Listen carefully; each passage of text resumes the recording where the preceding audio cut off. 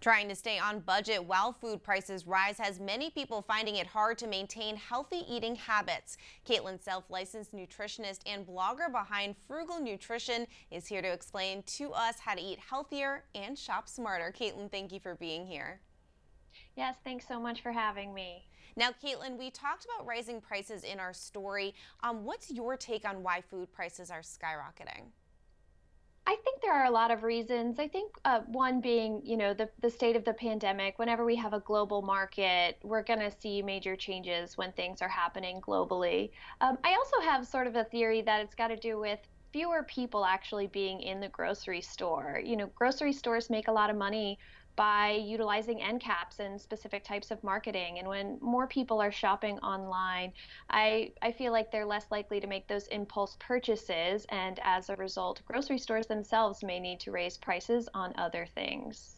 Caitlin, it's funny, in our piece, we actually had a little bit of information about how people are spending less time in the supermarket, so that really ties in there. So you do have some tips for people looking to save money on their grocery bill. Can you talk me through them?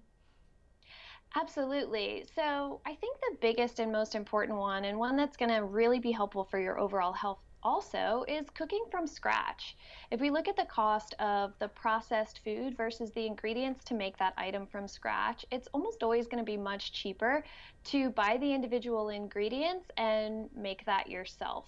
We do see that processed foods just tend to be ounce for ounce, two, three, four, 5 times as expensive as something that you may just as easily make at home.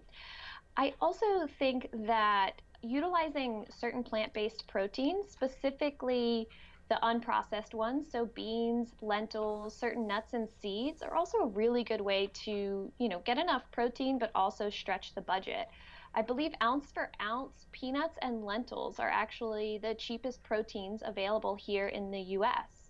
And so it's really good to try and kind of just mix those in with your protein needs throughout the day and the week. And then the third thing that I really like to recommend, especially if you are in-person grocery shopping, is to try to spend more time on the perimeter of the store rather than going up and down the aisles. When we're wandering and sort of window shopping, so to speak, we're more likely to kind of fall prey to some of that food marketing. The more end caps that we pay attention to, the more likely we're going to give into impulse purchases. And anyone who's shopped with children also knows what happens when they see something appealing. And I think the same thing happens to us as adults. The protein tip is really interesting because I know that in our piece we found meats were one of the places where prices were really going up. So that's really interesting. Now, what do you have to say when you have a picky eater at home? Any suggestions for parents how they can work around that, deal with that?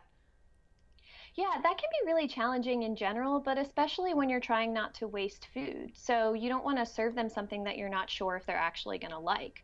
I think the biggest tip to start is really making sure that you're offering both safe foods and new exposures. So making sure that regardless of what the meal is, they have something that they feel comfortable and safe eating, even if it's just rice.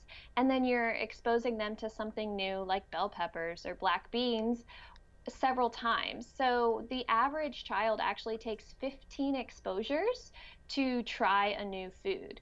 And it can take many, many more exposures than that to even like a new food. So start with really, really small amounts and go from there. I think that if you make sure that you're not providing or putting on too much pressure and you're really just letting them choose what to eat and how much to eat, you're going to see a lot more success. Sometimes picky eating is really just a form of rebellion.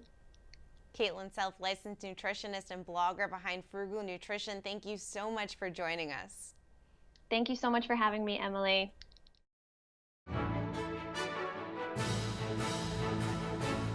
If you're watching Currents News on YouTube, be sure to hit the subscribe button and click on the bell to get updates to all of our newest content, because we are putting your faith in the news.